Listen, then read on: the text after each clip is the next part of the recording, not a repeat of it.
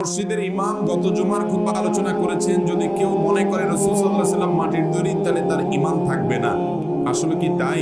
এ নিয়ে আমাদের এলাকা বিশাল গন্ডগোল হয়, উত্তর দিলে উপকৃত হবে। ভাইরা আমার, নবী করিম সাল্লাল্লাহু আলাইহি ওয়াসাল্লামকে আল্লাহ তাআলা মানুষ বলেছেন। নবী করিম সাল্লাল্লাহু আলাইহি ওয়াসাল্লামকে মাটির তৈরি বললে তার মর্যাদা বাড়বে, না নূরের তৈরি বললে মর্যাদা বাড়বে?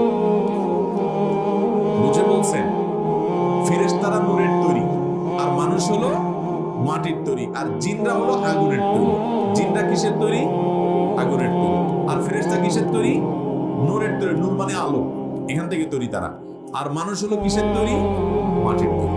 এখন আসুন, ফেরেশতা, জিন, মানুষ। জিন এবং মানুষের মধ্যে শ্রেষ্ঠ কে? মানুষ না জিন? মানুষ। আল্লাহ কোরআনে বলছেন, ওয়ালাকাদ কাররামনা বানি আদম, মানুষকে আমি সম্মানিত করেছি, এটা শ্রেষ্ঠ। এবার আসেন, ফেরেশতাদের মর্যাদা বেশি না মানুষের মর্যাদা বেশি?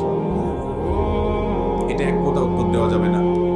ফেরেশতাদের মধ্যে যারা বিশিষ্ট বড় বড় ফেরেশতারা, তারা সাধারণ মানুষের থেকে শ্রেষ্ঠ। কিন্তু সাধারণ ফেরেশতাদের চাইতে আমভাবে সাধারণ ঈমানদার মানুষ অবশ্যই শ্রেষ্ঠ।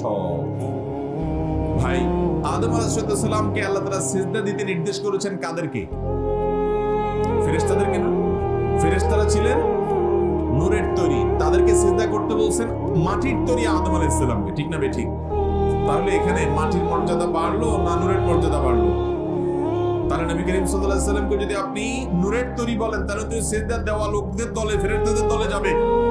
আর যদি তাকে মাটির তৈরি বলেন, তাহলে তো আদম আলাইহিস সালামের দলে থাকবে। তারপরেও ভাই, তিনি কিসের তৈরি এটা নিয়ে এত ডিপ আলোচনা, খোলামেলা আলোচনা তো কোরআন হাদিসে আসে না। এটা নিয়ে গন্ডগোল করার দরকার নাই ভাই। তিনি